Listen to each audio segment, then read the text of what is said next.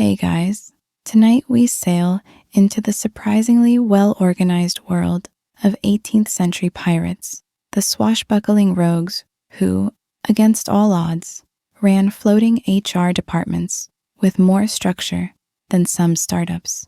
You're climbing aboard a sloop somewhere off the coast of Tortuga. The planks beneath your feet creak with every sway.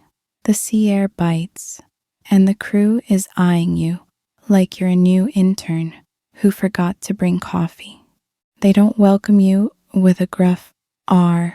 Instead, they hand you a parchment. It's a contract, written in suspiciously elegant script, outlining how loot will be divided, what behaviors are unacceptable, and get this, who gets how much if they lose a leg. You've entered the weirdly bureaucratic underworld of pirate life.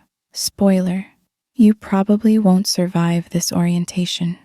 So, before you get comfortable, take a moment to like the video and subscribe, but only if you genuinely enjoy what I do here. And let me know in the comments, where are you listening from and what time is it right now? Now dim the lights, maybe turn on a fan for that soft background hum, and let's ease into tonight's journey together. You step across the gangplank. The ship is no clumsy mess of chaotic misfits. It runs like a floating commune. Not everyone makes it aboard. The quartermaster gives you a long look. Your boots are too clean. Your teeth suspiciously intact. But you're handed a job anyway. Not because you're the best fighter, but because someone voted you in. Literally. Pirate crews often elected their members. Welcome to the least corporate job interview in history.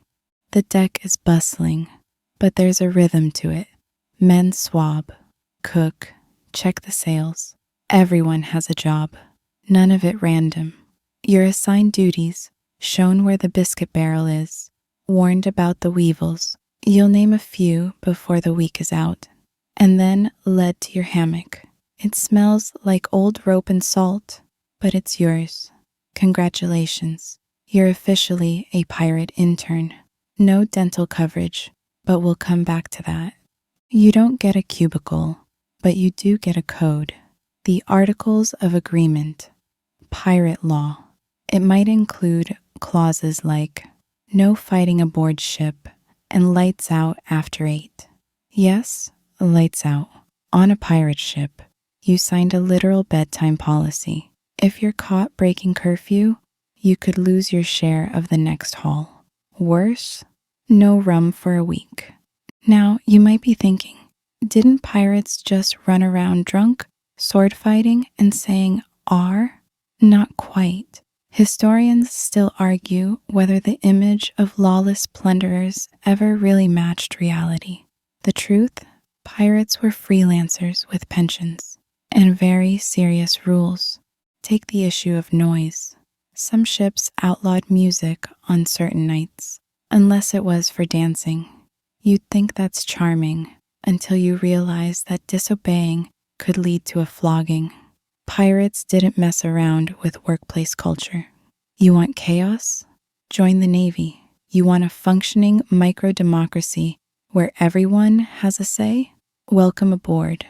Of course, not all ships followed the same code.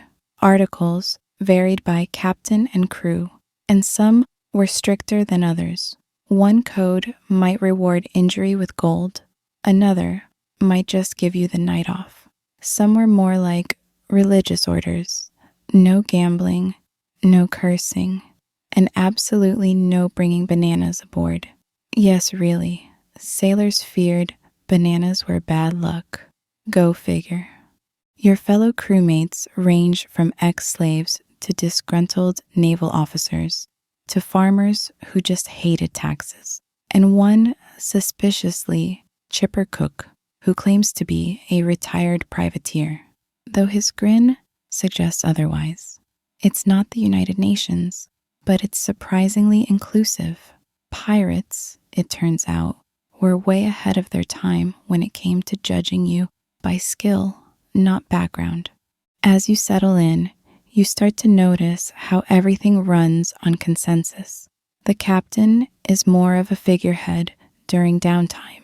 The real power lies with the quartermaster, part HR rep, part supply chain guru, part enforcer. If someone steals your biscuit, it's him you go to, not for vengeance, just arbitration, often followed by a duel at dawn, very civilized. You're taught not just how to tie knots and fire a musket, but how to share. Spoils from every raid are split fairly. The captain might get 2 shares. You, 1. Unless you're the cook, in which case, somehow, you get 1.5. Apparently, morale hinges on soup. Even punishments are codified. No arbitrary lashings here, just very specific ones. Steal from the crew, lose your ears, smoke near the powder, keel hauled. Think of it as the pirate version of getting written up by HR, except instead of paperwork, it involves a rope, barnacles, and severe regret. A few nights in, you realize the ship runs smoother than your last office job. Everyone knows their role. There are even morning meetings, brief ones, usually just someone yelling, "All hands," but still, there's structure, rhythm, respect. Of course, it's not all bedtime stories and teamwork exercises. Tempers flare. Someone insults someone else's parrot. A cutlass is drawn. But instead of chaos, the crew calls a vote. The loser apologizes, sometimes via interpretive dance. Okay, that part might be apocryphal, but wouldn't it be nice? As your eyelids grow heavier, rocked gently by the waves and the creak of the hull, you realize something strange. This isn't just a ship full of criminals. It's an ecosystem, a community with rules, quirks, and deeply weird customs. One where you could be whipped for laziness, but also where you're guaranteed a cut of the prize and a place to sleep. And sure, there's no email, no annual performance reviews, but something about it works. Maybe it's the rhythm of the sea, or maybe, just maybe, it's because pirates understood something we forgot, that freedom and fairness aren't opposites, they're shipmates. You're now officially on the manifest. Your hammock creaks in rhythm with the tide, and somewhere up on deck, a man with a beard that could house a family of sparrows is playing a mournful tune on a cracked fiddle. It's the end of your first full day aboard, and you've just discovered something wildly unexpected. The Articles of Agreement are taken more seriously than the captain's orders. These aren't optional guidelines or some half-baked list of vague morals. These are hard-coded rules with penalties spelled out in excruciatingly clear language. Think employee handbook, but waterproof, rum-stained, and enforced by cannonballs. If you break the code, you don't get a passive-aggressive Slack message. You get voted off the plank. The articles usually covered everything: loot division, punishment for theft, bedtime, fair fighting conditions, the exact number of fiddlers allowed on board, and whether or not you could gamble on Sundays. Historians still argue whether these articles were universally followed or just posted as feel-good pirate propaganda. Either way, sign it or swim. You sit down with a lantern and read the code aloud, the ship swaying like an anxious grandmother. Article 5. If any man shall lose a limb in battle, he shall receive 800 pieces of 8. It's not just kind, it's strategic. Pirates needed to know they'd be cared for if the cannonballs started flying. It's combat insurance, centuries before health coverage. You feel a little better about your odds now. Article 8. Lights out by 8 p.m. No exceptions, not even if you're in the middle of a heated game of dice. Pirates were deeply suspicious of light at night. It attracted enemies, ruined sleep, and most importantly, interfered with their one shared candle budget. That thing had to last until next port. It's not all about discipline, though. There are perks. For instance, equal loot division. Captains only got double shares. Double, not triple, not as much as I want because I'm the boss. Nope, just twice what everyone else got. Even the cook and the carpenter received more than standard, thanks to their indispensable roles. You may have trained with a sword for years, but if you can bake a weevil-free biscuit, you're the real MVP. Let's not forget the musicians. On some ships, they were treated like gold. According to one recorded article, the musicians shall rest on the Sabbath, only playing when called upon, which is pirate speak for no unsolicited concerts. Basically, the 18th century version of putting your guitar away at the party.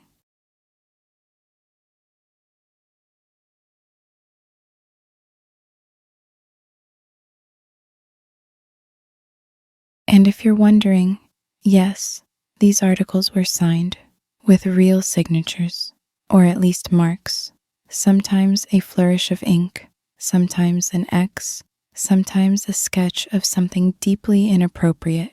Pirates, after all. But the point was clear. This was a contract, a real one. Break it, and you're not just in trouble. You're breaching the communal trust of a band of violent seafaring anarchists, which, frankly, is a terrible idea. Some ships allowed amendments, vote-based, of course.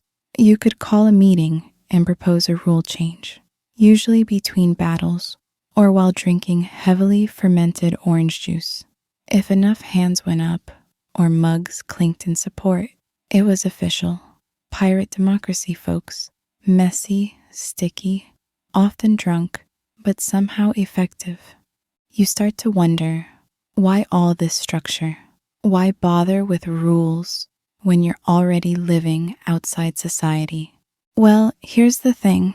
Life at sea is brutal, unpredictable, lonely, and unless you want a mutiny every Tuesday, you need something to hold the chaos together. The articles gave pirates a sense of control, a sense that their fate wasn't entirely tied to the wind or the whims of some egotistical captain, that they had a say. Of course, enforcement varied. Some captains were strict, others more forgiving. But in general, pirate ships were shockingly law-abiding within their own micro-world. You could murder someone on land and be wanted in 5 kingdoms. But steal rum on the ship? Now that was serious. Remember that cheerful cook from earlier? He just got docked half his share for hoarding sugar. Not a mortal sin, but definitely frowned upon. The crew voted on it after dinner. No shouting, no bloodshed. Just a calm discussion, a verdict, and a very sulky stew the next night. Interestingly, some pirate codes banned fighting on board altogether. If tempers flared, the offending parties were expected to cool off and then duel off the ship on a nearby beach, if available. Not for honor, but for logistics. Sword fights near barrels of gunpowder tend to end poorly. It's in these strange details, the bedtime rules, the loot clauses, the designated fight zones, that you start to see the shape of something oddly modern, a fragile, floating society trying to make fairness work under the most unfair of circumstances. Your hammock rocks a little harder now. The ship crests a wave. You close your eyes, imagining those old parchment codes nailed to the mast, flapping softly in the salt air. You can almost hear the rustle. It's like a whisper from another age. A whisper that says, even pirates needed structure. And really, if a rum-soaked cutthroat with an eye patch and an old grudge can agree to bedtime at 8, maybe we all can. By your 3rd week aboard, you've accepted that your job title is somewhere between armed freelancer and mildly overqualified sea janitor. You're up with the sun, helping secure sails, polishing cannonballs, for morale, apparently, and occasionally mediating arguments over who gets the last orange. But what's really catching your attention isn't the daily grind. It's how decisions get made around here. You figured pirate ships were floating dictatorships, ruled by the loudest man with the biggest sword. Not even close. Out here, voting is sacred. On most ships, nearly everything is decided by majority vote, from whether to attack a merchant vessel, to what island to anchor near, to whether the fiddler should be banned for playing Greensleeves one too many times. And it's not just a who shouts loudest wins sort of vote. There's structure. The whole crew is called together.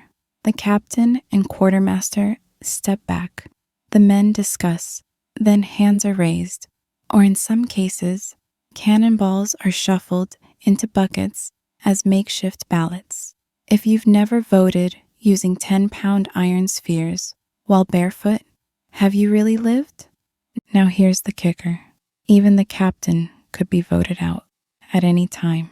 If he got too bossy, too soft, or too greedy, boom, democratic coup. You'd be back to choosing a new one before dinner. Historians still debate how widespread this was, but there's plenty of evidence that pirate crews took this right seriously. One misstep, and you're demoted to bilge duty. The captain's role was mostly tactical. In battle, yes, he had authority. But outside of combat, the quartermaster was the real power, sort of like the COO with a very sharp cutlass. He managed supplies, resolved disputes, and protected crew interests. Think of him as the union rep with a habit of chewing tobacco and glaring meaningfully. Let's say you wanted to bring up a grievance, like that one guy who keeps carving threatening messages into the biscuit barrels. You'd go to the quartermaster. He'd listen, call a crew meeting if necessary, and the issue would be put to vote. Nothing gets swept under the rug, except maybe the parrot poop. This system was no accident. Many pirates had served under brutal naval captains who ruled through fear and starvation. They'd seen what top-down power looked like. When they jumped ship and chose piracy, they were choosing agency. You didn't just fight for loot, you fought for a vote. And this wasn't some rare anomaly. Famous pirates like Black Bart Roberts, Captain Kidd, and even Edward Blackbeard Teach operated under some form of crew-elected leadership. Of course, Blackbeard's leadership style leaned more toward smoke bombs and intimidation. But hey, different management philosophies. Here's a juicy detail. When voting for a new captain, personality mattered more than experience. You could be the best sailor alive, but if you snored loudly or had an annoying laugh, tough luck. Pirates spent months in tight quarters. You had to be likable and lethal, not unlike high school politics, really. What's also fascinating is how inclusive these votes could be. Pirate crews were often racially and socially mixed. Freed slaves, escaped indentured servants, deserters, and even former merchants might all vote side by side. Your past didn't define your say. Your present loyalty did. It wasn't perfect. There were still hierarchies and grudges and the occasional accidental musket discharge. But compared to life on a naval warship, this was practically a utopia. Take the story of Captain Charles Vane, known for being a bit, let's say, moody. After refusing to chase down a fat merchant ship out of fear, his crew grew tired of his caution. They voted him out and replaced him with Calico Jack Rackham, who, to be fair, mostly just wanted to impress women and design fabulous flags. Speaking of flags, even those were voted on, not just some random skull-doodle. These were carefully considered branding decisions. You wanted something scary, but not too scary, memorable, but tasteful, like a good logo. You overhear a conversation one morning while cleaning a particularly greasy cannon. The crew's debating whether to take on a risky target rumored to be carrying silver. One sailor is for it. Glory and gold, lads. While another reminds everyone that last time someone lost an eyebrow. After a full-blown debate, votes are cast. The no side wins. The captain grumbles, but complies. Majority rules. It's democratic. It's messy. It's weirdly comforting. And just like that, you realize this isn't some floating frat house. It's a rough-edged democracy with sea legs. The votes keep morale up. They prevent mutinies. They build trust. Not to say it's perfect. A poorly timed vote could delay a crucial decision. Sometimes unpopular, but skilled, captains were tossed overboard for bad jokes. And let's not forget that pirates were still, well, pirates. Theft, violence, and ego trips abounded. Still, it's something worth admiring. In a world that offered most people zero say in their destiny, pirates created a system, however crude, where voice and choice mattered, where your vote could change the ship's future, and maybe even your own. So as you lie back in your hammock tonight, listening to the sea slap gently against the hull and a crewman snore in C-sharp, you let that thought carry you into sleep. Even on a ship full of outlaws, fairness floated. You wake to the scent of salt, tar, and what might generously be called breakfast. Hardtack soaked in something suspiciously sweet. It's Tuesday, or possibly Friday. Out here, days bleed together like rum and water. But as you chew and squint into the morning sun, you start noticing something odd. For a bunch of self-declared rebels, pirates are weirdly obsessed with compensation packages. Welcome to the world of pirate benefits, aka the original workplace perks. You wouldn't expect hardened sea rogues to care much about long-term planning, but pirates knew one thing very well. If you want men to fight like devils, you better make sure they're getting their fair share of the pie. And not just the pie, also the crumbs, the pan, and maybe some bragging rights. First, let's talk loot. When a ship was captured and its cargo claimed, the spoils weren't just divvied up in a chaotic free-for-all. Oh no, the quartermaster oversaw a highly organized breakdown. Every crew member had a share, literally a cut of the loot, and the exact fractions were often written into the articles of agreement we talked about earlier. A typical breakdown might look like this. The captain gets 2 shares, the quartermaster gets 1.5, gunners and carpenters maybe 1.25, and the rest of the crew a single share each. That's right, even the lowliest swab with a permanent sunburn had a guaranteed cut. No middle managers embezzling the treasure. No weird bonuses for cultural fit. Just pure and cold equality, more or less. Now, you might think that's generous, but pirates went further. Injury compensation was standard. Lose a right arm? That's 600 pieces of 8. Left leg? 500. An eye? 100. Historians still argue whether these payouts were always honored, or more like aspirational promises scribbled during a rum-soaked crew meeting. But the intention is clear.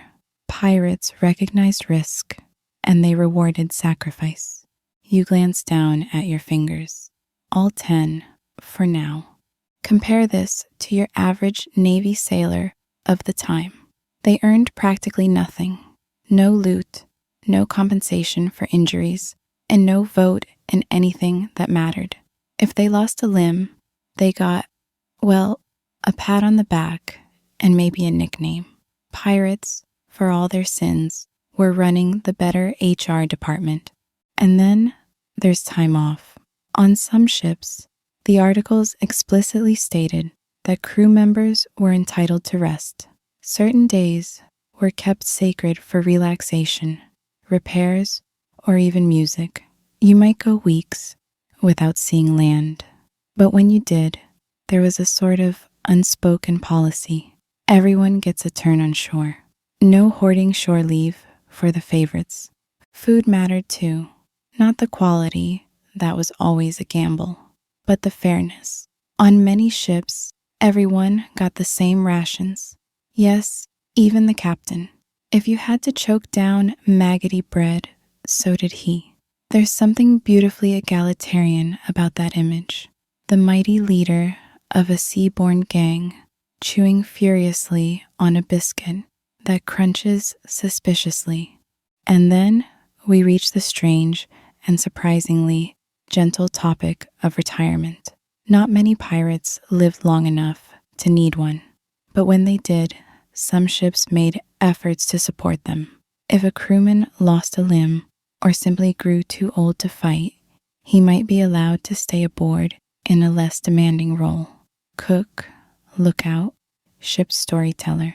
Or if the crew was particularly flush, they might drop him at a friendly port with a parting gift. Silver, a weapon, and maybe a bottle of rum. Kind of like a pirate 401k. Some pirates even retired rich. Black Bart Roberts had more wealth than some European princes. Others took their shares and disappeared into port towns, pretending to be merchants or farmers. There's even a theory that a few became tavern owners, spinning yarns to paying customers and adding an extra copper for every shark they definitely out-wrestled. It's around now that you start seeing the pirate ship less as a floating chaos machine and more like an early cooperative, a weird, violent, rum-soaked union shop where risk and reward were evenly distributed and crew morale was everyone's business. Quirky fringe fact, some pirates had pensions. Well, sort of. A few pirate captains were known to send a portion of loot home to families or dependents. One French privateer even kept a ledger noting which crew members had widows and how much should be sent back. That's right, some pirates were literally better at alimony than 18th century aristocrats. But of course, it wasn't all trust falls and group therapy. The system only worked when the loot flowed. In dry spells, tempers flared. Promised payouts got postponed, which is pirate for spent on gunpowder and bananas. And some captains conveniently forgot certain clauses when gold fever set in. Still, the basic truth remained. Pirates understood motivation. You can't ask a man to board a burning merchant ship with a knife in his teeth unless he knows exactly what he's fighting for. And if he loses a leg doing it, he better get that 500 pieces of 8. So you go about your chores with a new sense of respect, not just for the people around you, but for the strange and brutal wisdom of the pirate system. They knew what modern employers sometimes forget. People will work hard, very hard, if they're treated like they matter. As the sun dips toward the horizon and the ship's bell signals end of shift, you slip your share pouch into your belt. It's lighter than you'd like, but fair, for now. By now, you've figured out that the real pirate code isn't about secret maps or buried treasure. It's about mutual survival, and nothing tests that more than conflict. Not with the Navy, not with merchants, but with each other. Because let's face it, any floating democracy of misfits and cutthroats is one bad joke away from turning into a floating disaster. So how do pirates deal with the inevitable? Disagreements, theft, even full-on brawls. Here's where it gets fascinating. Pirate crews had clearly defined disciplinary procedures, like actual policies. Think of them as the crew's HR complaint box, if the box was full of knives. Remember those articles of agreement from earlier? They didn't just cover treasure splits. They spelled out behavioral expectations in painstaking detail. No gambling below deck. No lights after a certain hour. No bringing personal grudges into battle. If you disobeyed, the punishments were laid out clearly, right there in writing. There was no, guess what the boss is mad about today, energy. For example, stealing from a fellow crew member was considered one of the worst crimes on board, not because pirates had some Robin Hood moral code, but because theft threatened trust, and trust in a battle where your back is exposed and cannonballs are flying is life or death. The usual punishment? Marooning. Yep, you'd be dropped off on a tiny island. No boat, no supplies, maybe a pistol with a single shot if they were feeling merciful. Historians still debate how common this practice was, or whether it was exaggerated in sailors' taverns after a few rounds of grog. But either way, it kept folks in line. Nobody wants to end their career talking to coconuts. Then there's fighting on board. Disagreements were inevitable, especially when rum flowed like water and egos swelled like sails. But pirate crews didn't just let brawls slide. Many ships had strict rules. If two men quarreled, they'd be forced to duel on shore, away from the ship, with swords or pistols. Loser walks away, if he can. Winner gets bragging rights and a mild lecture about emotional regulation. One famous ship even had a cooling-off plank, a literal board sticking out over the sea, where crewmen were told to go sit and think about their behavior. Picture a timeout chair with seagulls and occasional splashes. Quirky? Yes. Effective? Also yes. And here's the shocker. Many of those policies were enforced by crew vote, not by decree. The quartermaster acted like a mediator. If a complaint was raised, it was investigated, discussed, and then voted on. Were you drunk when you punched Jenkins? Did Jenkins insult your mother? Was it justified? 3 out of 5 I votes say, time for the plank. Some historians argue that this approach to discipline made pirate ships more stable than naval vessels. On a Navy ship, punishments were arbitrary. Whippings, starvation, even hanging, all decided by the captain's mood. But pirates had predictable consequences.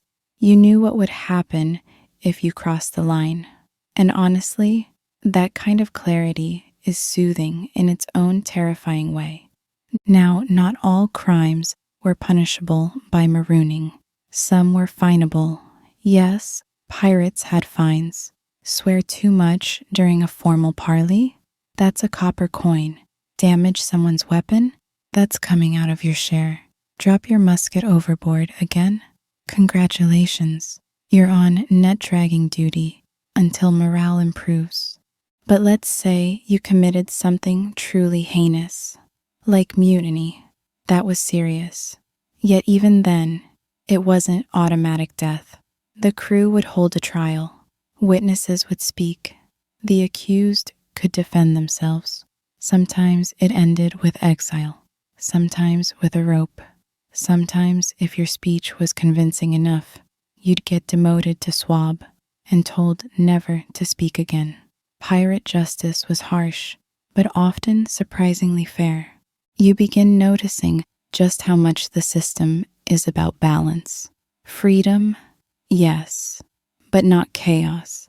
Punishments are harsh enough to deter, but not so cruel they inspire rebellion.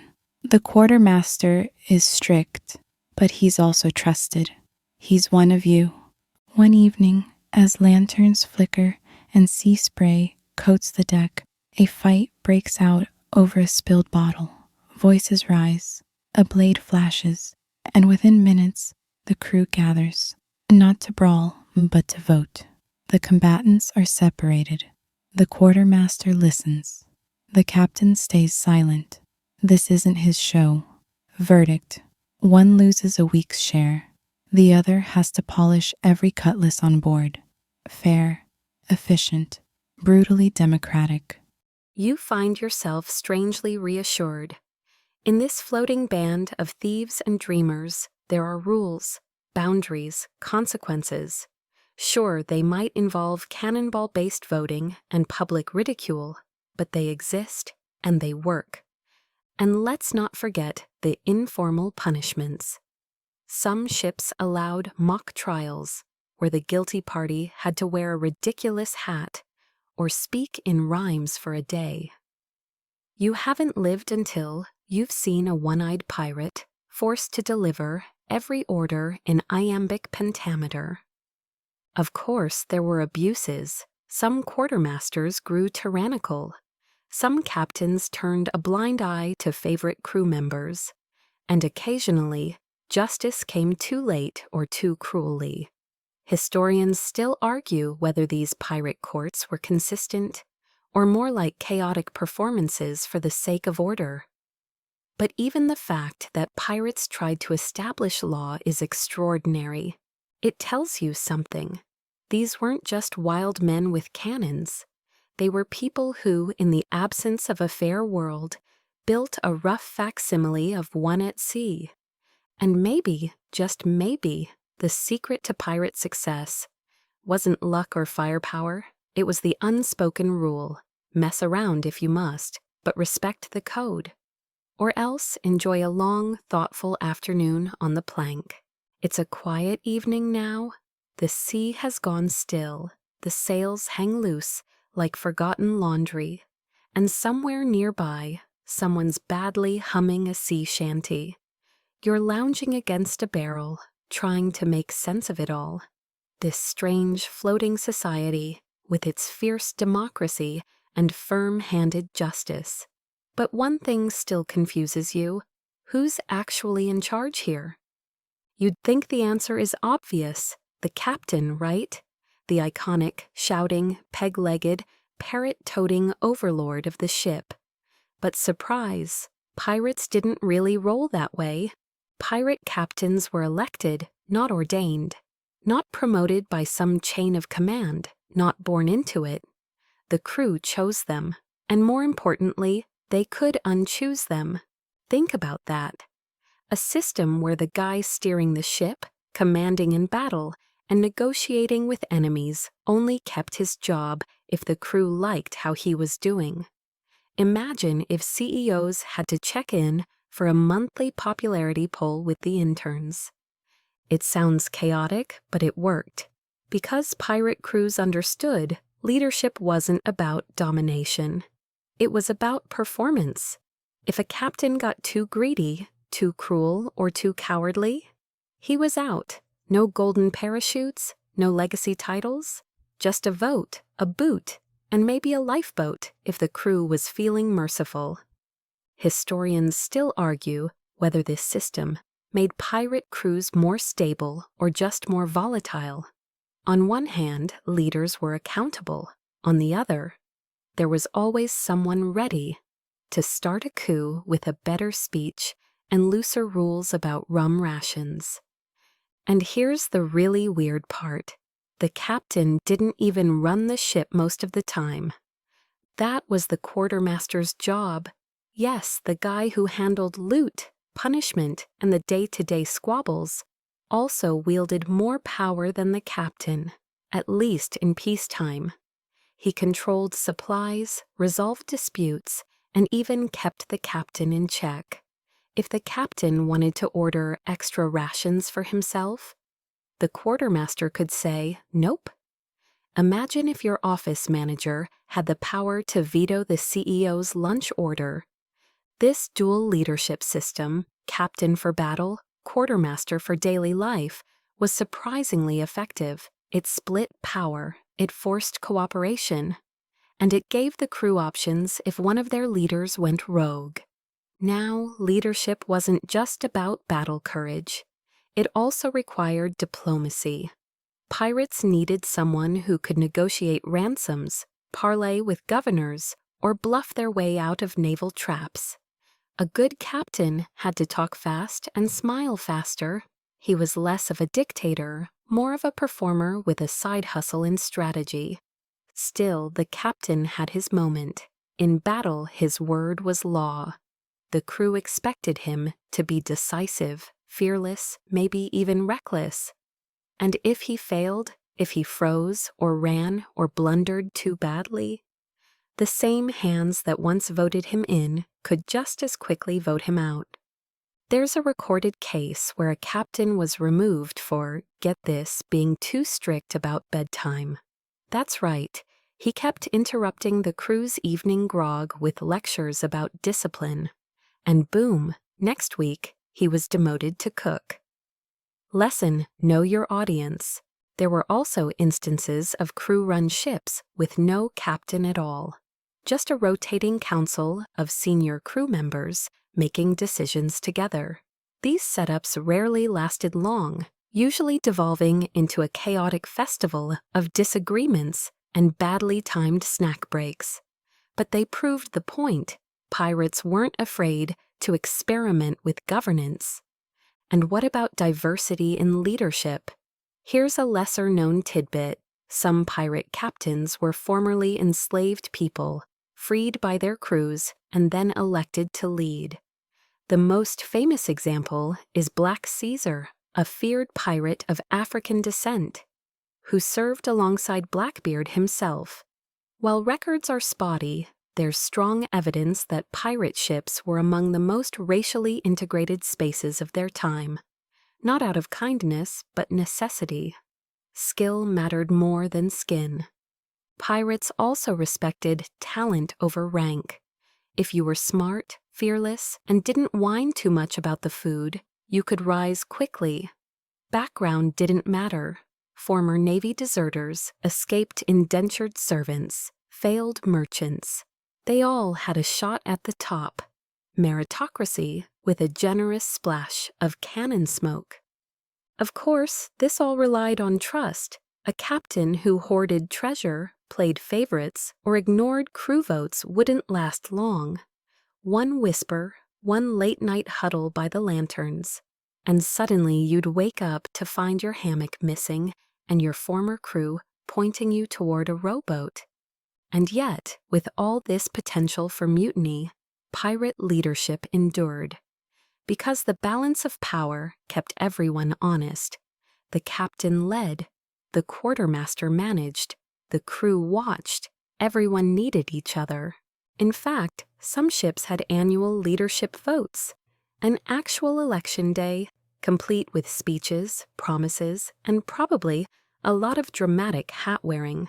Try picturing that. A one-legged captain passionately debating a soft-spoken quartermaster, while someone plays a drum made from a stolen biscuit tin. So as the stars appear and the waves slap gently against the hull, you start to understand.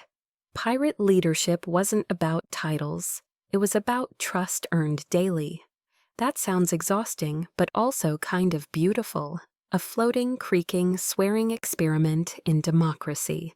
Your captain, for now, is fair, brave, a little loud, but he listens.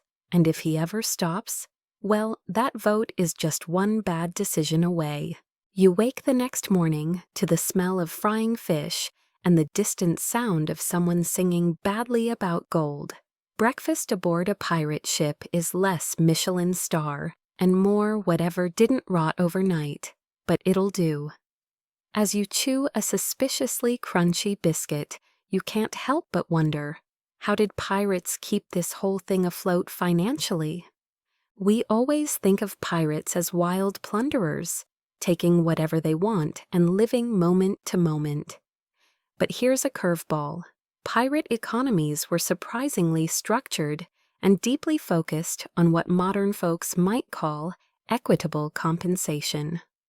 Let's start with the most critical thing on a pirate ship, the loot split.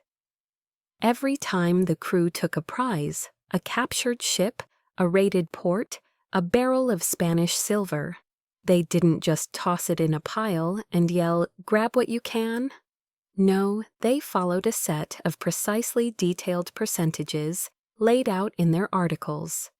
The captain might get 2 shares, the quartermaster 1.5, gunners, carpenters, and surgeons 1.25. Everyone else got a single share. That meant your earnings were based more on your skills than your swagger. Think of it like a pirate version of LinkedIn endorsements. And remember, this was agreed upon before any treasure changed hands. It was a contract. Violate it, and you'd be keel-hauled through the HR department faster than you could say pieces of 8. But it wasn't just treasure.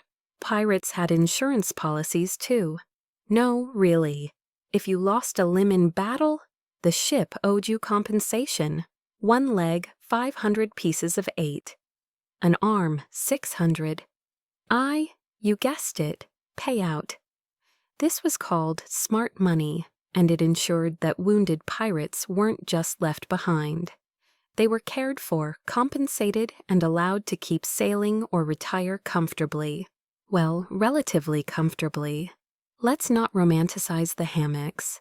Historians still argue whether this was truly altruistic or just a clever way to keep morale high and swords swinging.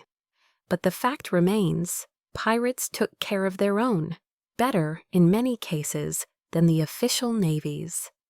Contrast that with the Royal Navy, where injured sailors were often dismissed without pay and left to beg on dockside streets. No surprise that so many jumped ship and joined the pirate life. The pirate pitch practically sold itself. Better pay, more autonomy, and if you lost a toe, you might get a bonus. Pirate ships even had saving strategies. Loot wasn't always divided immediately. Some was kept in a communal chest to cover emergencies, like ship repairs, bribes, or a really bad week of fishing. In other words, pirates had budgets, wild, chaotic, peg-legged budgets. They also practiced what we might call pirate crowdfunding. Want to buy a new cannon or bribe a governor for safe passage? The crew would discuss it, vote, pledge shares. If enough agreed, they'd move forward. If not, the quartermaster gave a polite no, and everyone went back to sharpening their knives and humming shanties.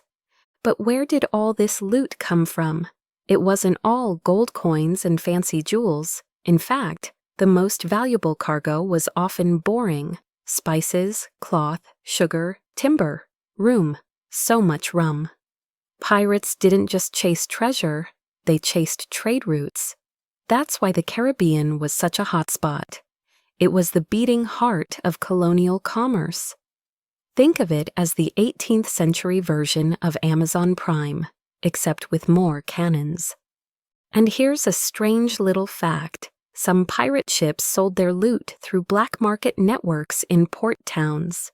They had fences, contacts, merchants who'd turn a blind eye in exchange for a cut. Even colonial governors were in on the action sometimes, accepting bribes to let pirates restock and launder their goods. The economy of piracy extended far beyond the sea. Of course, not everything was so neatly handled. There were disputes, fights over unfair splits, stories of captains hiding gold. Some crews even buried treasure, not for secrecy, but to settle arguments later. Let's just put it here for now and decide tomorrow was the 18th century version of let's circle back next week. And you're paid too. Not much since you're new, but you're promised your fair share. And after your first raid on a sluggish merchant sloop, carrying bolts of silk and a disappointingly small crate of nutmeg, you feel the thrill of your first cut. The crew cheers. Someone hands you a dented cup of grog. You've earned it. Still, questions linger. How long can this last? What happens when the loot dries up? When the trade routes shift or the navies get smarter? Some pirate crews prepared for that too. They bought property under false names, retired to small towns. One captain used his cut to open a tavern. Another allegedly funded a small opera house. Yes, pirate-funded opera. Let that one swirl around your brain like seawater in a boot. But many didn't plan. They spent, drank, gambled, and then sailed again, because the pirate economy, for all its structure, ran on urgency. Tomorrow wasn't promised, not with storms, navies, and mutinies always looming. So tonight, as the fire crackles and your share of silk is folded neatly beside your hammock, you reflect. Piracy isn't just about violence or greed, it's about systems. Strange, chaotic, or brilliant systems cobbled together on decks and in candlelit cabins, designed to make the impossible work, for a little while at least. They also practiced what we might call pirate crowdfunding. Want to buy a new cannon or bribe a governor for safe passage? The crew would discuss it, vote, pledge shares. If enough agreed, they'd move forward. If not, the quartermaster gave a polite no, and everyone went back to sharpening their knives and humming shanties. But where did all this loot come from? It wasn't all gold coins and fancy jewels. In fact, the most valuable cargo was often boring. Spices, cloth, sugar, timber, room, so much rum. Pirates didn't just chase treasure, they chased trade routes. That's why the Caribbean was such a hot spot. It was the beating heart of colonial commerce. Think of it as the 18th century version of Amazon Prime, except with more cannons. And here's a strange little fact. Some pirate ships sold their loot through black market networks in port towns. They had fences, contacts, merchants who'd turn a blind eye in exchange for a cut.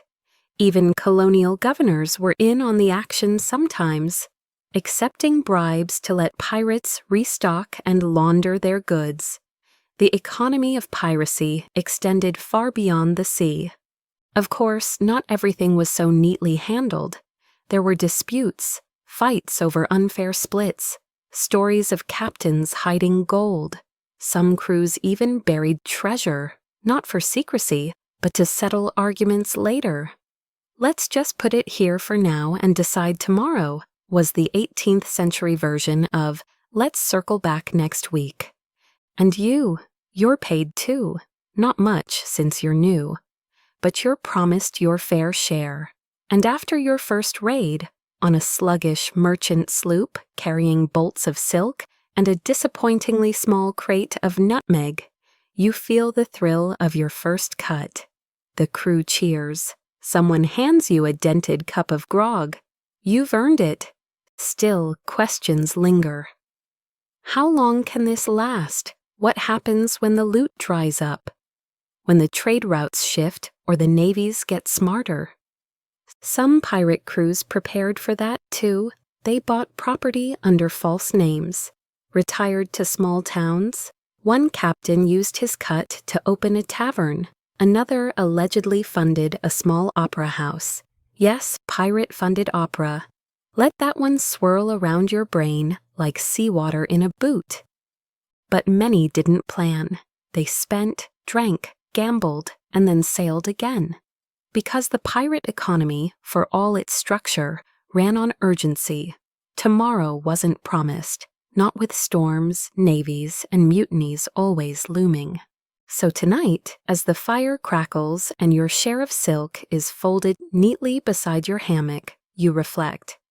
Piracy isn't just about violence or greed, it's about systems. Strange, chaotic, brilliant systems cobbled together on decks and in candlelit cabins, designed to make the impossible work.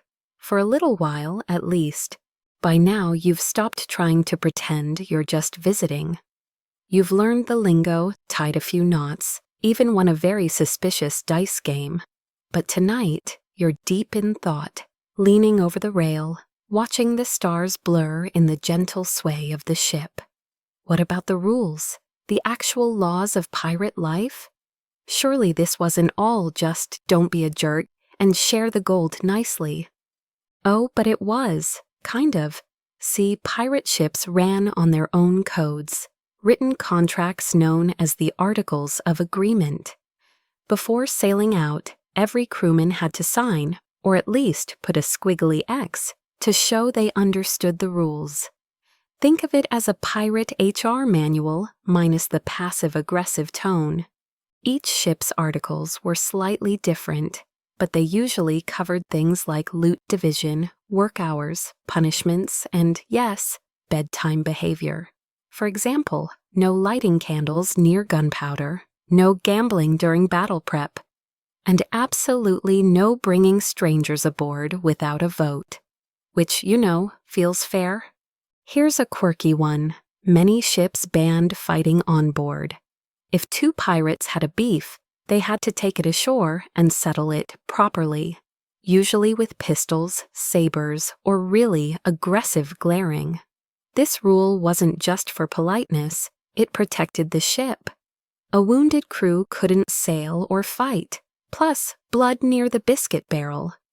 Total mood killer. Historians still argue whether these articles were truly enforced or just symbolic. Some say pirate life was too messy for rules. Others point out that pirate crews needed order to survive. Either way, most ships did follow a core principle: consent mattered. Nothing big happened without a vote. And those votes, they happened often. Want to sail to a new port? Vote. Change leadership? Vote. Decide what to do with prisoners?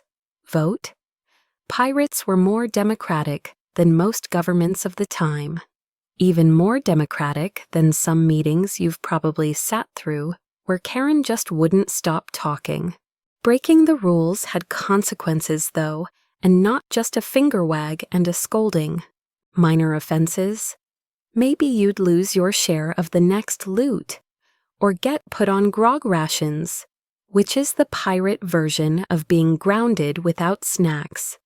But serious stuff, like stealing from the crew or cowardice in battle, could earn you marooning. Yes, marooning. Left on a tiny island with a pistol, a bottle of water, and absolutely no Wi-Fi. It wasn't always a death sentence. Some marooned pirates were rescued. But the isolation, the heat, and the boredom? Torture enough. One man reportedly went half-mad talking to coconuts and named a hermit crab Captain Bubbles. And here's the wild part. Punishments were often voted on too. The crew decided what you deserved. So in theory, if you were really likable, you might get a lighter sentence. If not, well, hope you packed sunscreen. Some ships took it even further. They had their own mediation systems, with the quartermaster acting as judge. He'd hear both sides of a dispute, weigh the facts, and hand down a ruling. It's like Judge Judy, but with more muskets and fewer commercials. Yet, despite the rules, pirate ships weren't strict all the time. There was still space for celebration, feasts after a good raid, songs on calm nights, and occasional shore leave that somehow always ended with someone losing a boot, a tooth, or both. The rules gave structure, not suffocation. Even dress codes existed. Some ships encouraged flashy clothes, liberated from rich passengers, of course. Others had rules against wearing silk or lace during storms, for fear it might catch in the rigging. So yes, even pirates had to think about business casual versus weather appropriate. Now here's a delicious fringe tidbit. Some pirate ships banned whistling. Not for superstition, but because the sound supposedly mimicked wind, and calling wind when you didn't mean it. That was seen as tempting fate. You'd think being chased by navies would be the real danger, but no, it was that guy whistling during dinner. You begin to realize these rules weren't just about keeping order, they were about protecting the vibe. Pirate ships thrived on a balance of trust and chaos. Too much freedom and the crew unraveled. Too much order, and the freedom that made piracy appealing vanished. The most effective captains understood this. They didn't just enforce rules, they explained them, gained buy-in, rewarded honesty. It was leadership by vibe check, and you'd better pass the vibe check, or prepare for coconut therapy on a sandbar somewhere. And it worked. Many pirate ships lasted years through storms, battles, betrayals, and drunken sword dances. Their rules didn't make them rigid, they made them resilient. In a world where most sailors were treated like disposable labor, pirates found a way to create agency. So tonight, as the wind picks up and the sails groan softly, you feel oddly safe. Not because of the cannons or the crew's bravery, but because there's a rule book, a structure, a little contract signed by everyone who decided to throw society overboard and build something better, stranger, freer. You head to your hammock, ducking under the lanterns. Someone's humming again, probably off-key, and no one whistles, ever. You wake to the soft creak of the ship's beams and a quartermaster's voice shouting, "Land ho!" which, let's face it, never gets old. The ship veers gently toward a green smudge on the horizon, and you're told it's a favored hideout. A place to restock, make repairs, and yes, do a little piracy networking. Because, believe it or not, pirate crews didn't operate in total isolation. They had alliances, contacts, rivalries, a whole social ecosystem that kept the black flag economy humming. Welcome to the surprisingly structured world of pirate diplomacy. First thing you notice, this cove isn't just a random island, it's a known pirate haven, nestled in a no-man's land of maritime law. The British Navy patrols nearby but rarely enters. The locals, traders, smugglers, the occasional corrupt official, know which palms to grease and which uniforms to avoid. Places like this, Nassau, Tortuga, Madagascar, served as pirate capitals, and they ran on negotiated peace. The moment you step ashore, it's clear this isn't just a pit stop. It's a meeting ground. Ships flying different colors, French-speaking crews, Spanish defectors, even a few ex-privateers, dock side by side. Crews mingle, trade, gossip. There's a tavern made entirely from plundered driftwood and stolen church pews. And in the corner, an old man is hawking dried iguana jerky. Because sure, why not? This is where pirate diplomacy shines. Because even ruthless sea wolves needed partnerships. Captains exchanged intel, like which merchant convoys were ripe for ambush. Quartermasters bartered for cannonballs or food. Even alliances were made. We'll raid the sugar freighter together, split the haul, then part ways at St. Kitts. Historians still argue whether these informal pacts were reliable. Some say pirate alliances were just convenient lies wrapped in rum. Others believe there was genuine trust, at least until the loot ran out. But it wasn't all friendly chatter and shared coconuts. There were rivalries too. Crews who'd crossed each other, stolen loot, insulted mothers, or worse, sometimes came to blows. Dueling was banned in most havens, but that didn't stop the occasional midnight knife fight behind a fruit stall. Pirate HR would not have approved. You find yourself learning quickly. You don't just listen to the loudest voices. You watch who people defer to, who gets the best seat in the tavern, who never pays for their drink, who everyone nods to when they enter. Pirate diplomacy isn't about paperwork, it's about presence. And every cove had its own flavor. Madagascar's pirate settlements were sprawling, loosely organized, and often included local Malagasy leaders. Some pirates even married into local tribes, blending cultures and raising bilingual, barefoot, coconut-wielding kids who probably had stronger sea legs than you ever will. In Nassau, diplomacy was more cutthroat. Deals were struck with British sympathizers. Some pirates double-timed as informants, feeding colonial officials tidbits to stay out of jail or score pardons. One captain famously posed as a merchant for months, then vanished with a warehouse full of gunpowder. And here's your quirky tidbit of the day. Some pirate havens ran themed taverns. One was decorated like a Spanish cathedral. Another had a no shirts, no knives, no problem policy scrawled on the door. Pirate humor, surprisingly modern, and maybe a little tipsy. But what really blows your mind is the sheer multicultural web of these outposts. Africans, indigenous Americans, escaped slaves, Europeans, Asians. Pirate diplomacy had to span languages, customs, and wildly different ideas of governance. To survive, you needed to understand code-switching centuries before it was cool. Pirate ships weren't bound by nationality, and neither were their alliances.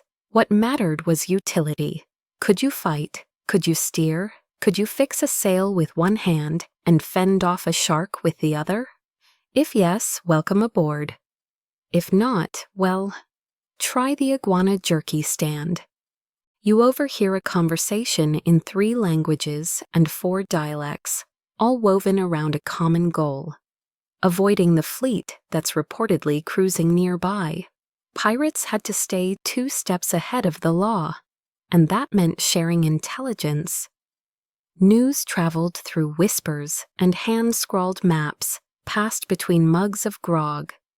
And when the news was bad, like, say, a notorious pirate hunter in the area, pirates sometimes coordinated evacuations, warning each other, hiding ships in mangroves, even disguising vessels to look like merchant craft. It was an underground network without email or TikTok, but it worked. You spend your day in the swirl of deals and stories. Someone offers to sell you a magic compass, which is definitely just broken. Another swears they saw mermaids off Cuba, 2 of them arguing over a seashell. You politely nod and back away. But one thing's clear: pirate diplomacy wasn't optional. It was the difference between survival and sinking, between being outnumbered in a raid or showing up with allies, between eating dried fish alone or dining with 10 languages and 3 types of rice. As the sun sets, the cove lights up with lanterns and fire pits. A violinist starts playing a haunting tune from some faraway land. You sit by the fire with a plate of questionable stew, watching captains plot their next moves, their eyes glittering with ambition, suspicion, and maybe just a touch of rum. This isn't chaos, it's chaotic cooperation. A web of whispers, nods, gestures, and the unspoken rule: don't cross your word unless you're ready to draw steel. You fall asleep under a borrowed blanket, lulled by the low hum of pirate politics. No cannon fire, no shouting. Just the soft murmur of backroom deals, half-broken promises, and strange, beautiful order. The next morning greets you with a salty breeze and the gentle rocking of the ship now back at sea. You stretch, yawn, and attempt to walk without smacking your forehead on a beam. Good luck with that. Today's topic: one of the strangest, most misunderstood aspects of pirate life: healthcare. Yes, Pirate HR had a whole unspoken department for medical benefits.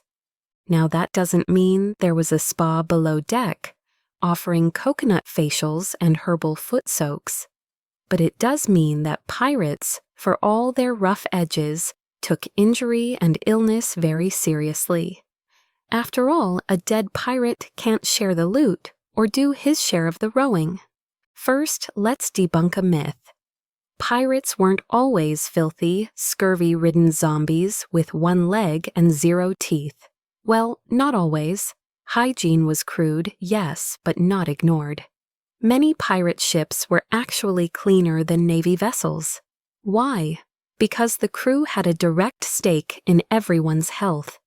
A lice outbreak, infected wound, or rotting deck could tank morale and profits. So pirates swept their ships, they aired out bedding, they sometimes even boiled their water when they had the fuel. And if you were caught throwing garbage into drinking barrels again, well, let's just say you'd become very unpopular very fast.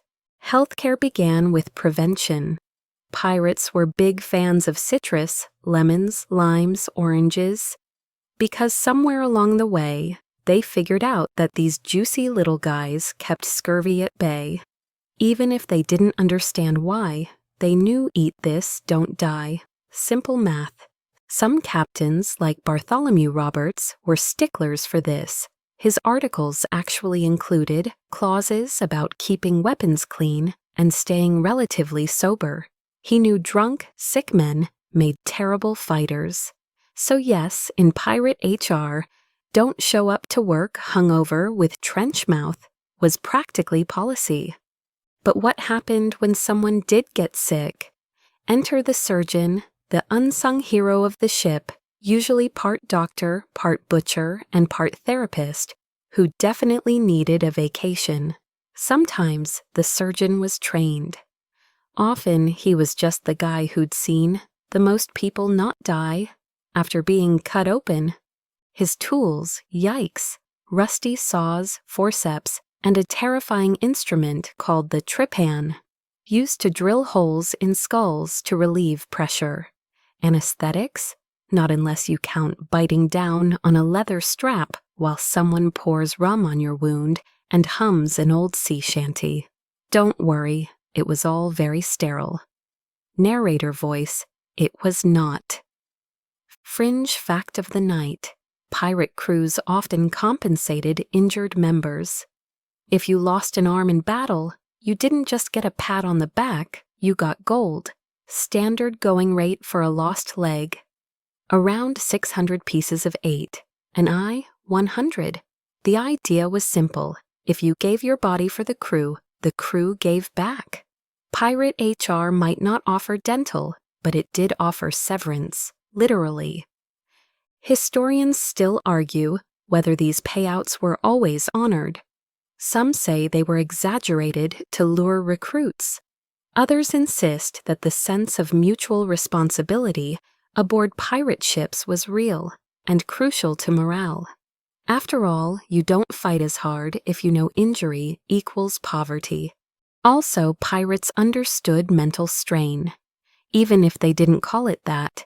Long voyages, brutal storms, failed raids, it took a toll.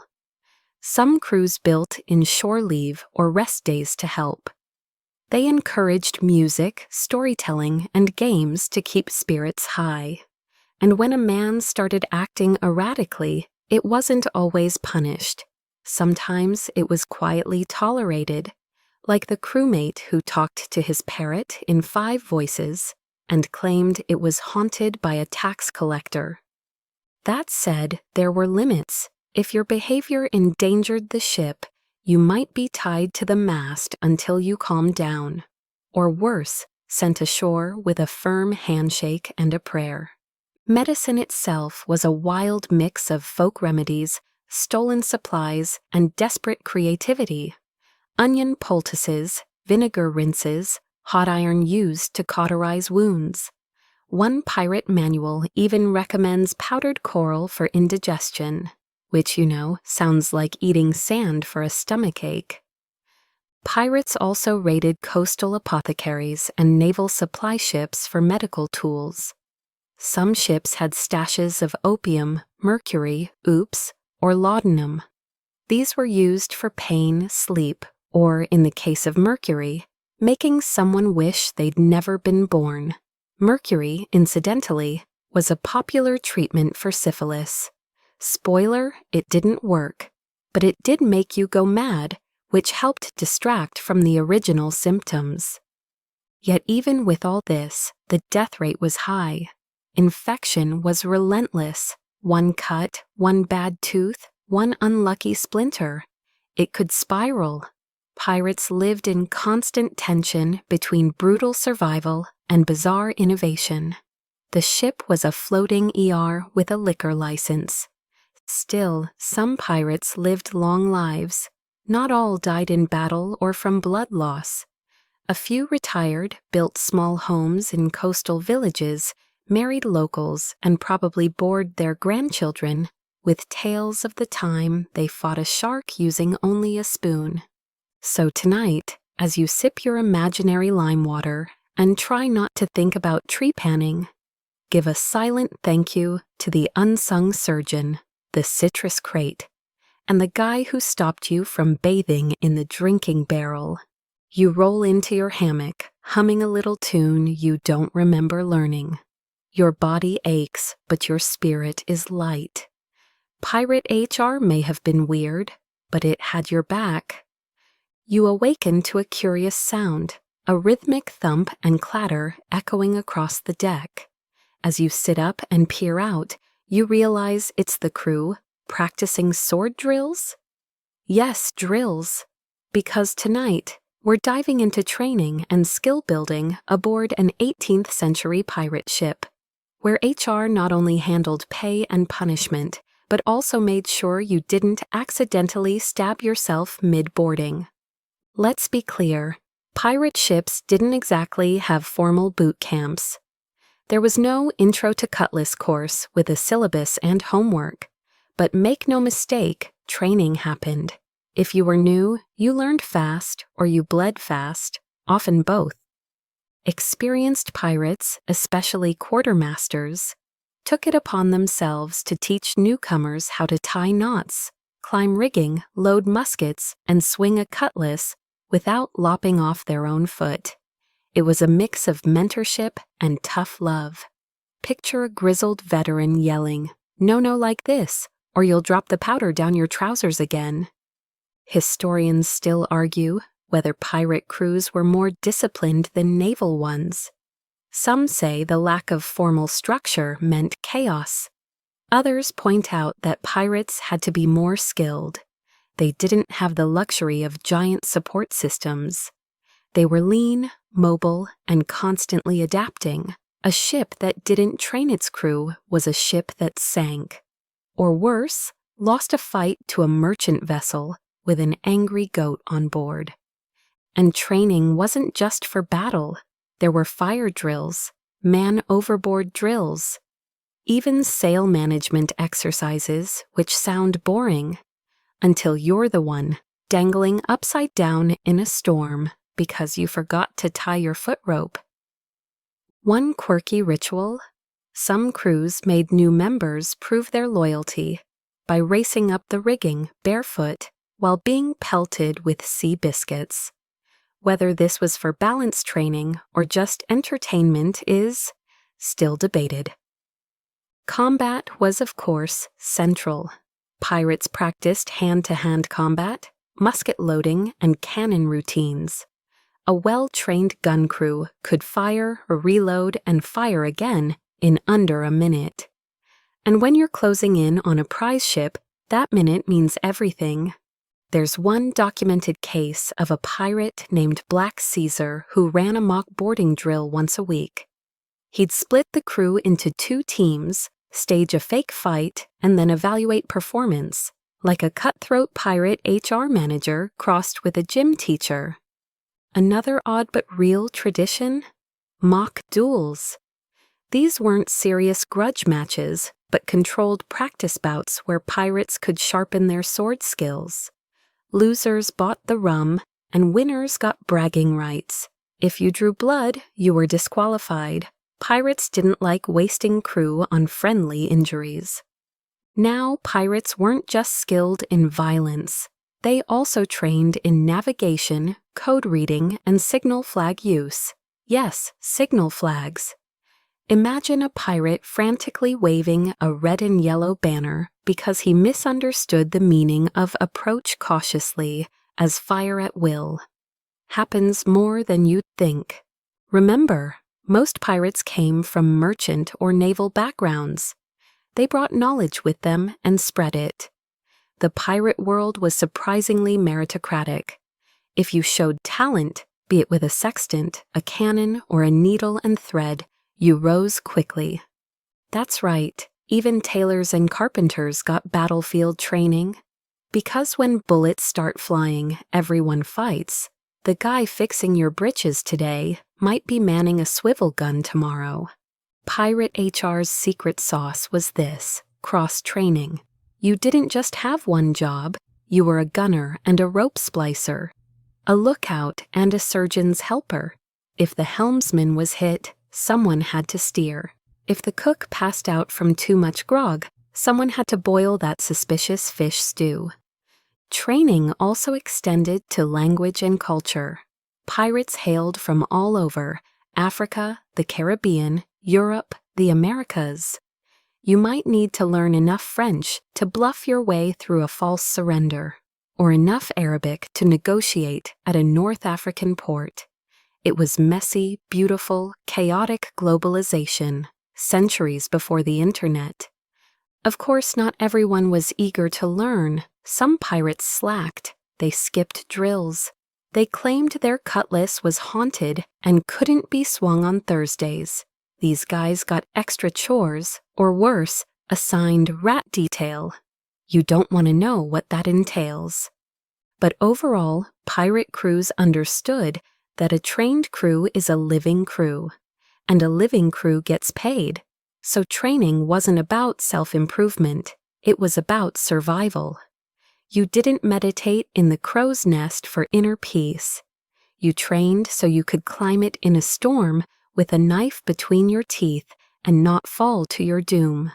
Odd fact of the night: some pirates wrote training songs. That's right, little rhyming shanties about powder kegs and cannon safety. One such ditty, preserved in a colonial journal, includes the line, "Keep thy match dry, or surely cry, as ship and soul do part." Catchy and horrifying. By now your muscles ache a bit from all this imaginary training, but you're more prepared than ever. You know which knots to tie. You know how to swing a cutlass without taking out a friend's ear. And you know never to nap in a hammock that smells like citrus and gunpowder. It probably belongs to the quartermaster. So you slump back against the ropes, watching the stars wheel above. Pirate life isn't just chaos, it's a craft. And tonight, you've passed your first test. You wake to shouting, not the panicked kind, more the enthusiastic argument over breakfast kind. Two pirates are mid-debate over whether turtles or parrots make better mascots. As you roll out of your hammock, you realize it's time to talk about one of the more relatable parts of pirate life: conflict, justice, and the occasional dramatic fallout. No workplace, especially not one with swords and cannonballs, is free of drama. Pirates had tiffs, rivalries, and vendettas like any close-quartered team. But unlike modern HR departments that hide behind spreadsheets and mediation memos, pirate justice was a spectator sport. Let's start with conflict resolution. Say you've accused your crewmate of stealing your rum ration. You could bring it to the quartermaster, who acted as judge and jury. Challenge them to a duel, if permitted by your ship's articles. Air your grievance during a crew meeting where votes could settle the issue.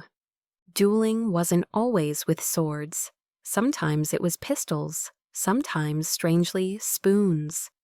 Yes, some articles preferred non-lethal resolution methods, like first one to bleed loses. Why? Because dead crewmates don't swap decks. Historians still argue about how formalized these processes were. Some ships had elaborate conflict codes. Others relied on tradition and loud voices.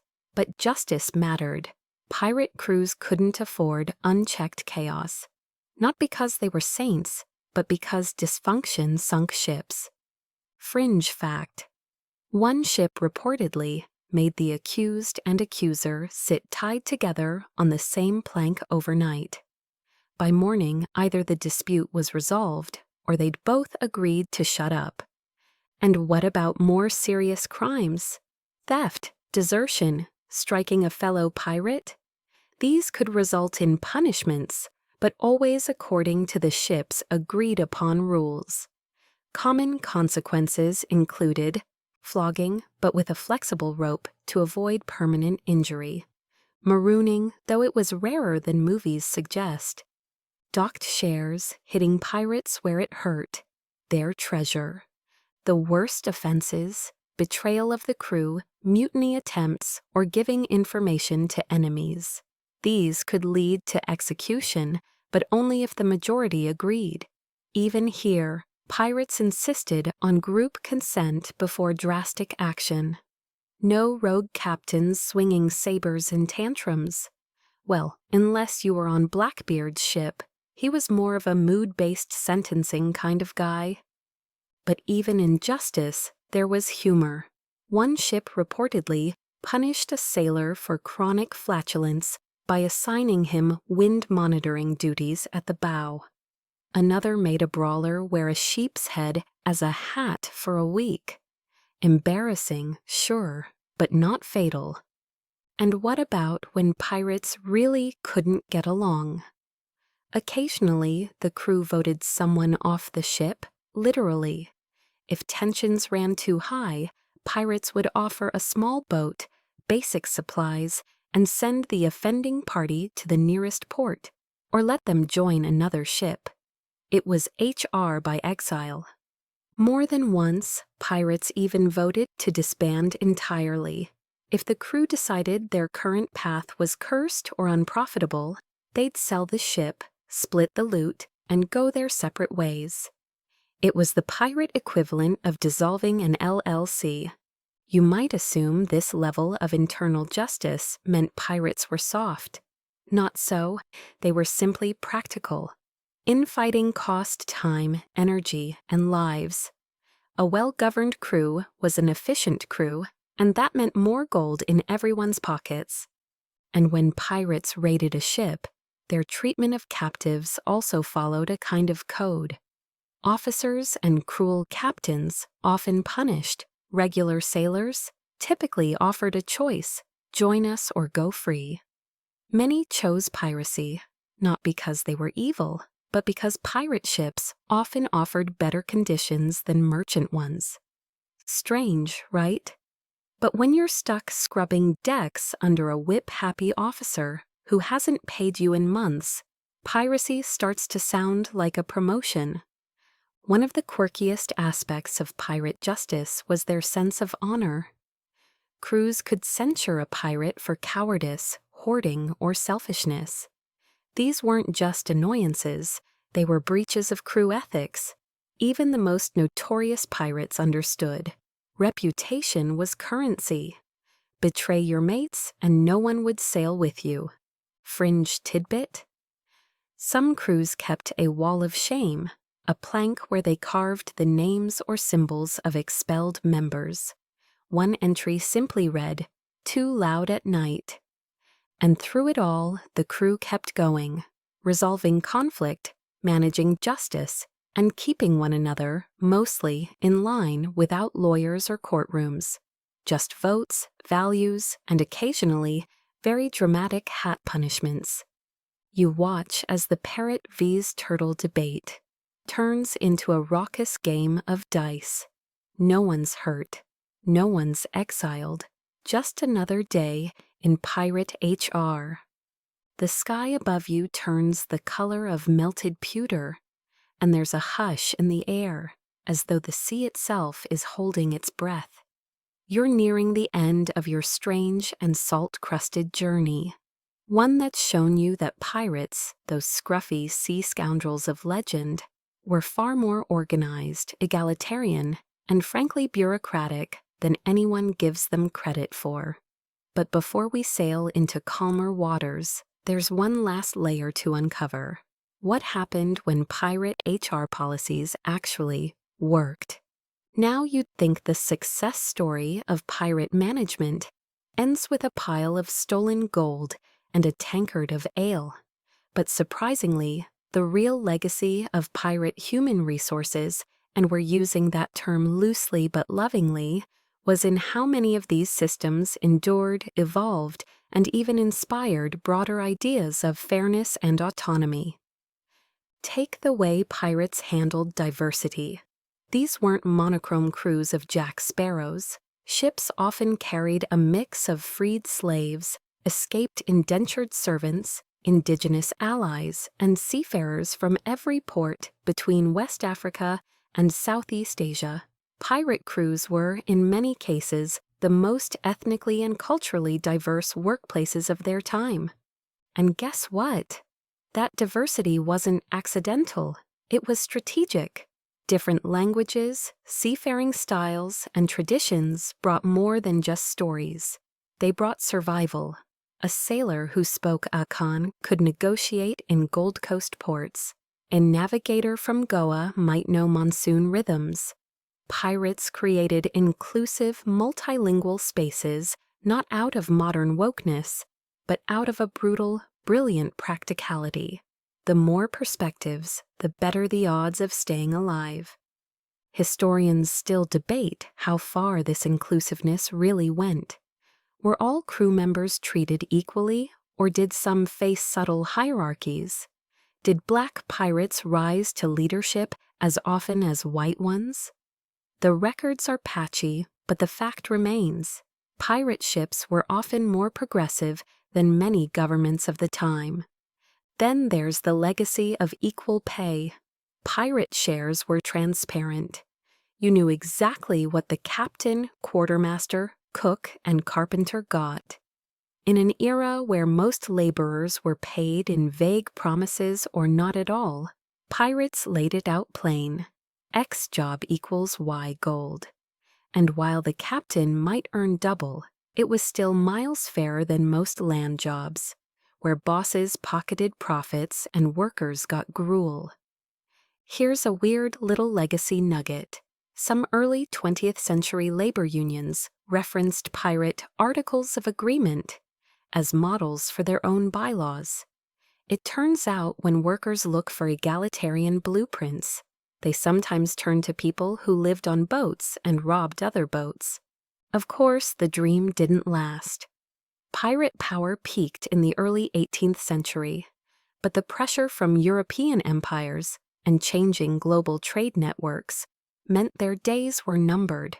Captains like Bartholomew Roberts and Anne Bonny became legends, but the structures they helped enforce quietly slipped beneath the waves. A fringe fact to end on: some pirate ships had crew nap schedules, rotating rest periods to reduce burnout.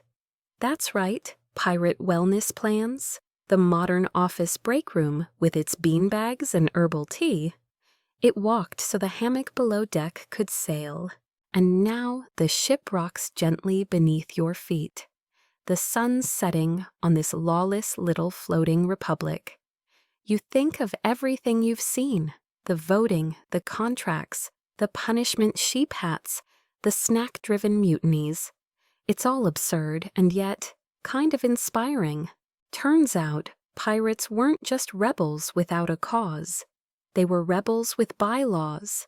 And somewhere between the cannonballs and the coconuts, they figured out how to live together, manage chaos, and maybe, just maybe, have each other's backs. Now the sea is quiet. You're lying on your back, eyes half closed, listening to the soft lap of waves against the hull. The wind hums a low lullaby through the sails, and the wooden boards beneath you creak with every lazy sway. You've traveled far tonight, through storms and shouting, laughter and lawmaking, duels and dinners, and slowly the outlines of pirate life have blurred into something gentler, almost dreamy. You're not thinking about loot anymore, or weapons, or parrot-related disputes. You're thinking about hammocks gently rocking in rhythm, about voices debating under lantern light, about how strange it is that the people history called monsters were, in some ways, better at treating each other like human beings than the kings and admirals who hunted them. There's a warmth in that, a strange, peaceful kind of justice, a reminder that even in chaos, people can create order, that even on a ship full of rogues, you can have fairness, democracy, and a shared understanding that respect matters. Now the lanterns dim, the night hushes you, and your thoughts begin to drift like the ship itself, slowly, silently, over a starlit ocean, toward sleep. Let them drift. Let the story fade. The sea will keep rocking, the wind will keep singing, and the crew, somewhere just beyond the edge of your dreams, will keep laughing into the night. Sweet dreams. You're back on deck, rubbing sleep from your eyes with a bit more swagger now. After all, you've survived pirate onboarding, injury, and drills. But as you gaze across the open sea, you hear a sudden burst of laughter and song drifting from the galley below. It's time to explore another side of pirate life, often overshadowed by cannon fire and treasure maps, leisure, rituals, and celebration, aka the pirate version of an office party, but with more rum and fewer awkward HR emails.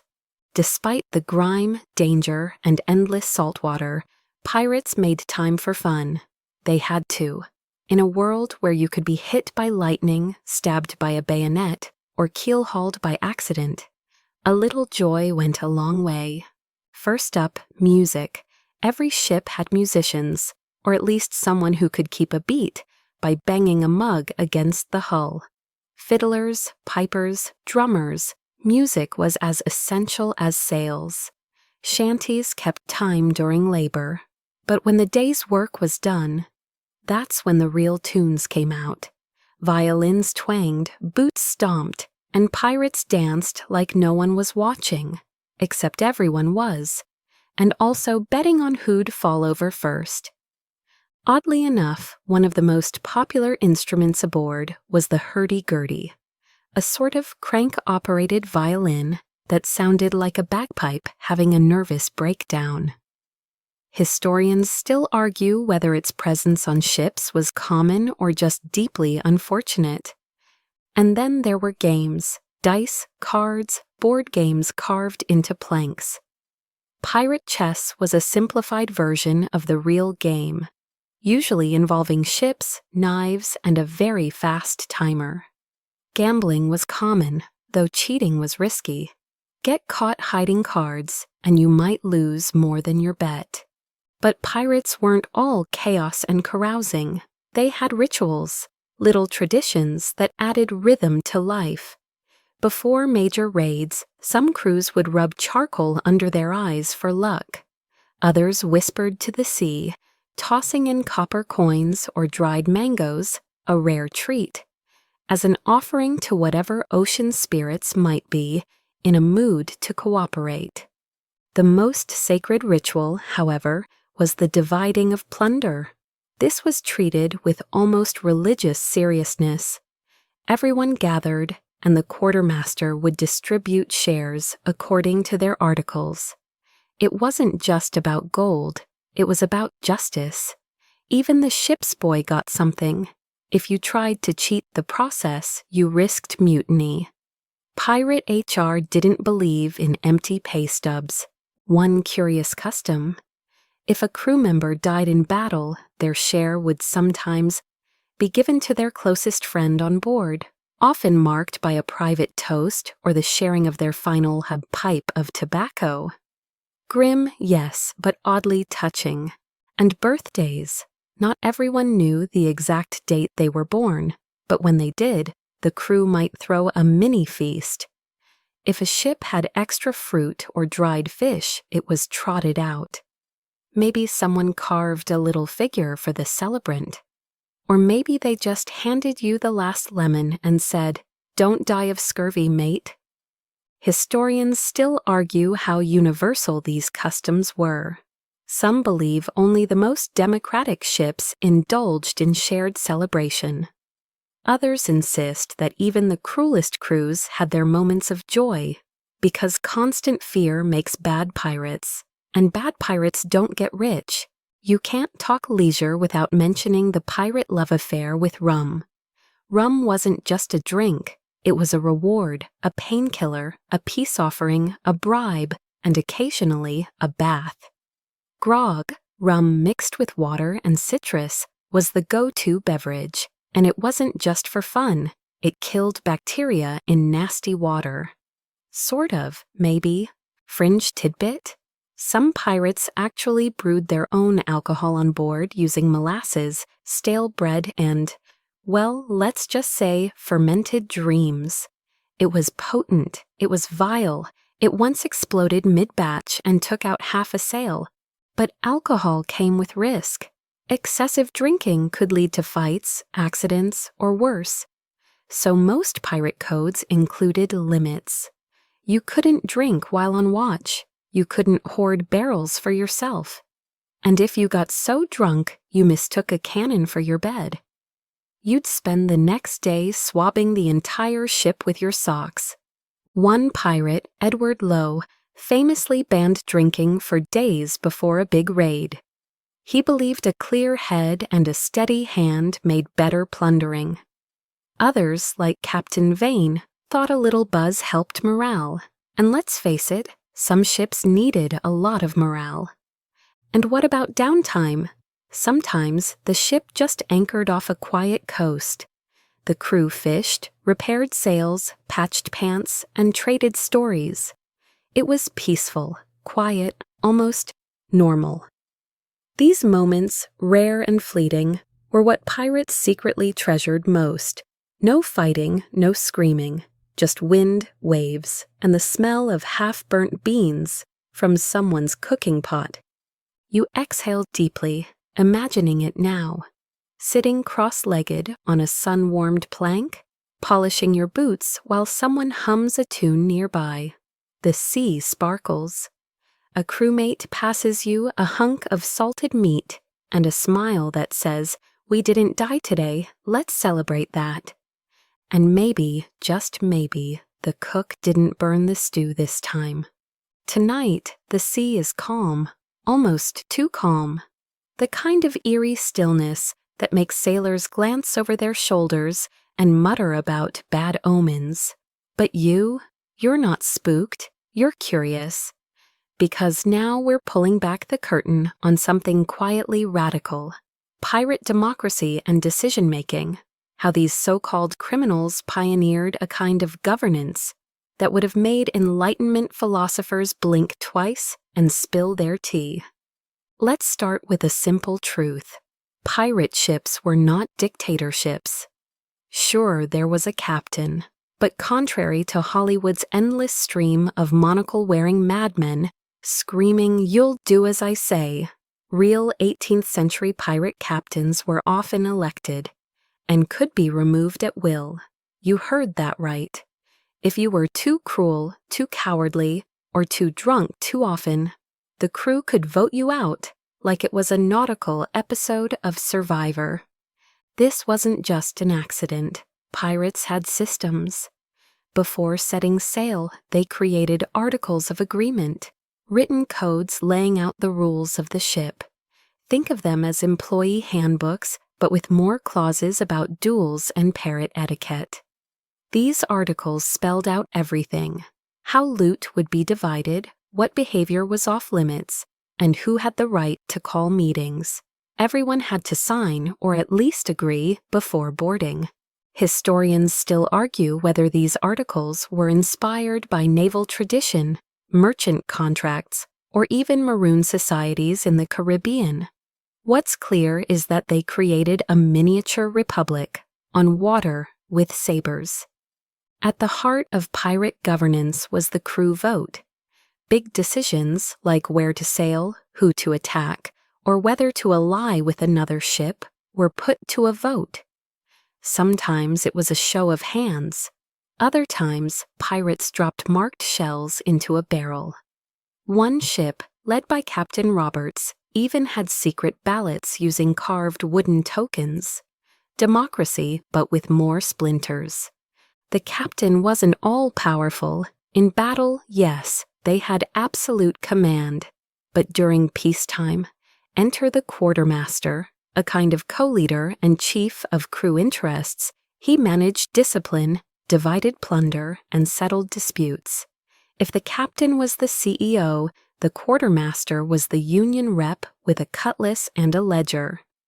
Here's a quirky tidbit. Quartermasters could overrule captains in non-combat situations. So if a captain wanted to detour for treasure, but the crew just wanted coconuts and rest, the quartermaster could say, "Nope. The lads voted, it's snack time." And that was that. Pirates also had checks and balances. Loot was counted in public. Punishments were debated. If you accused someone of theft, a hearing might be held, complete with witnesses and occasionally interpretive reenactments, not very accurate, but wildly entertaining. Even more radical, pirates practiced a kind of social insurance. Crew members who lost limbs or suffered injuries received compensation. Disability pay, centuries before modern labor laws. Lose a right arm, maybe 500 pieces of 8. An eye, 100. It wasn't perfect, but it was a recognition of human cost in a brutal profession. And these weren't just European practices. Pirate democracy often absorbed ideas from African, indigenous, and escaped enslaved crewmen, many of whom brought oral governance traditions and consensus-based leadership styles. Pirate ships were some of the earliest truly multicultural workplaces, with cannons. Of course, not every pirate ship was a utopia. Some captains ruled with fear, some quartermasters were corrupt, and sometimes the whole vote thing was more of a shout loudest and hope. But the general trend was clear. Pirates created spaces where voice mattered, where authority had limits, where the guy peeling onions could tell the guy with the pistol, "You're being a bit dramatic today." Fringe detail. There's record of one crew who voted to rename their ship every time they docked. Why? Because they couldn't agree on a single name. At one point, it was the Indomitable. A week later, the Drunken Goose. Historians are still laughing. And when a pirate ship captured another, the new recruits, if they joined, were given a say. Imagine that. You're tied up, a sword at your throat, and they ask, "All right, we're voting on dinner. Fish or turtle?" Weirdly polite. There's something quietly poetic about it.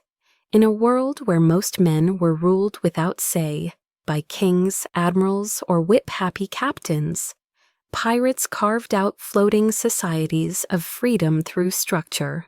It wasn't perfect, but it was bold. You lean back, impressed.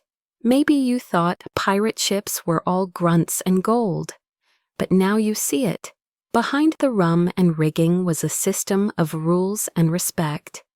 Pirates didn't just break the mold, they rebuilt it, with nails, sweat, and inked contracts. And now, as the moonlight dances on the deck, you realize, this ship isn't just a vessel, it's a floating parliament with sabers, and your voice, it matters here.